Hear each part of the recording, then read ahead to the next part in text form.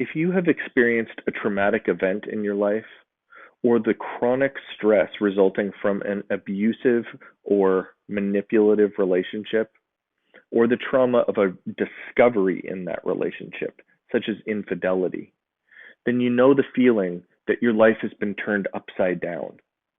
Maybe you've experienced that brain fog, difficulty concentrating, or racing thoughts.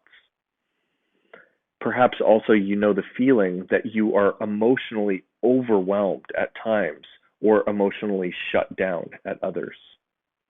And you find yourself asking, is healing from trauma possible? And if so, what does it look like? Hi, my name is Jonathan Glover, and I'm a therapist working at the Marriage Recovery Center. And today I'm going to talk to you about healing from trauma, specifically the trauma resulting from an emotionally abusive relationship. Healing from this type of trauma is often complicated by the fact that we are simultaneously trying to repair the relationship itself while navigating our own individual healing process. The most important factor, the first thing that needs to be addressed when healing from trauma is safety, both physical and emotional safety. As we move through the healing process, it's important that we do not experience new traumatic events or to re-traumatize ourselves through the process of healing itself. To do this, it becomes important to identify the source of trauma. In an emotionally abusive relationship, this is not the perpetrator themselves, but the aggressive, manipulative, deceptive, demeaning, or controlling behaviors. Identifying and treating these behaviors is one way to obtain safety, but it doesn't really help to heal the victim. It can help to prevent future damage, but it doesn't really address the damage that has already been caused.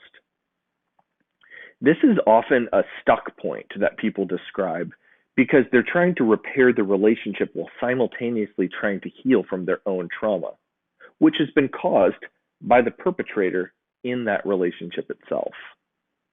It's a bit like you're driving down the road with a rabid dog in the front seat with you, snarling and biting at you, and you're screaming out the window, "Help, help, I can't drive with this rabid dog attacking me." And somebody shoots a tranquilizer dart through the window, and the dog falls asleep. Everything's good now, right?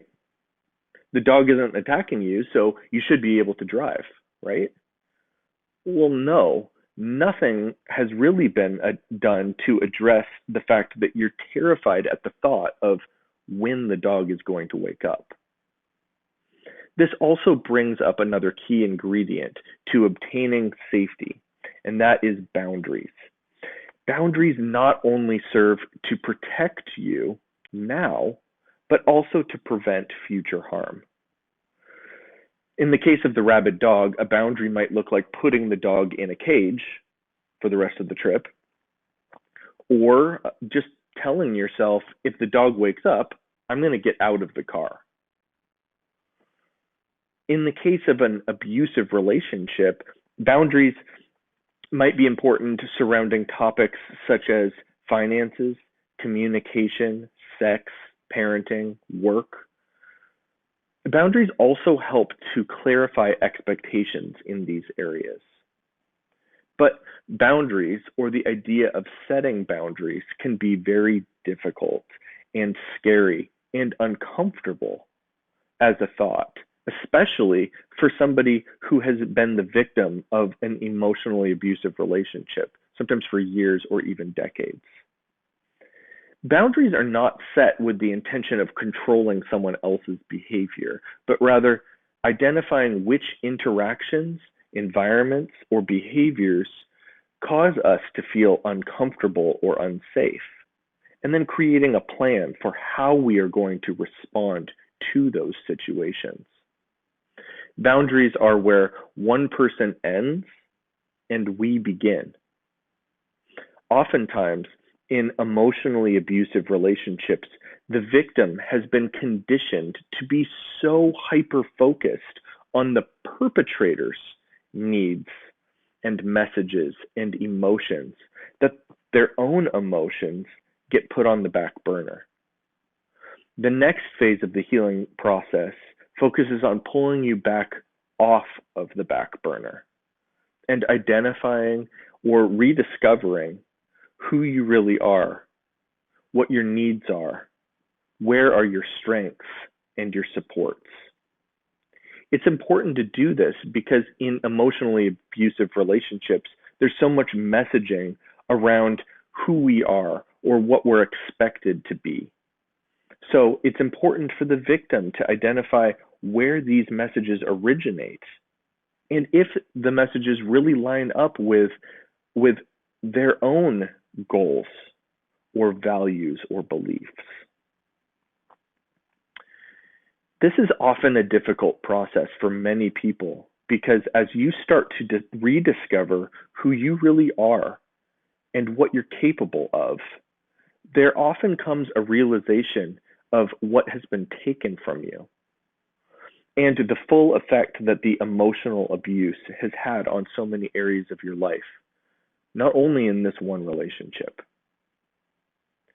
This can result in overwhelming feelings of grief, loss, anger, depression, sometimes even shame and guilt.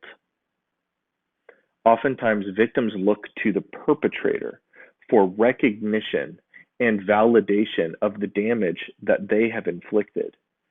Of course, absolutely, especially if you're still in that relationship with the person that caused that damage. That would be the ultimate goal, right? To receive full recognition and validation for the extent of damage that has been caused. But that isn't always possible. And it doesn't mean that healing is not possible. Healing from emotionally abusive relationships and traumatic experiences is possible even without the perpetrator giving us that. It's not a necessary component. It certainly would be nice. It absolutely would be nice, but it's not a requirement for healing. This is really difficult to hear sometimes. A lot of victims really would feel a sense of relief knowing that their perpetrator fully comprehends the extent of the damage that they have caused.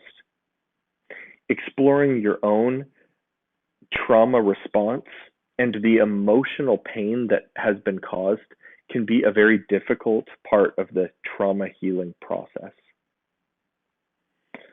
The next phase of healing can be difficult to comprehend until you really begin to feel it, because it focuses on acceptance. It is not acceptance of the damage that has been caused. I mean, certainly not. It's not accepting the abusive behaviors themselves, but recognition that you did experience trauma. And those experiences have shaped who you are today. A big part of acceptance is in accepting who you are today, including all the painful emotion, as well as your strengths and your value. Following this, the focus of the healing process becomes on restoration and repair, heading in the direction that you want to head in your life. So, yes, healing from trauma is possible, even the trauma resulting from an emotionally abusive relationship. It can be a long process, and at times it can be uncomfortable or difficult and even scary. It can be helpful to have somebody help guide and support you through this healing process, or just answer questions that you might have.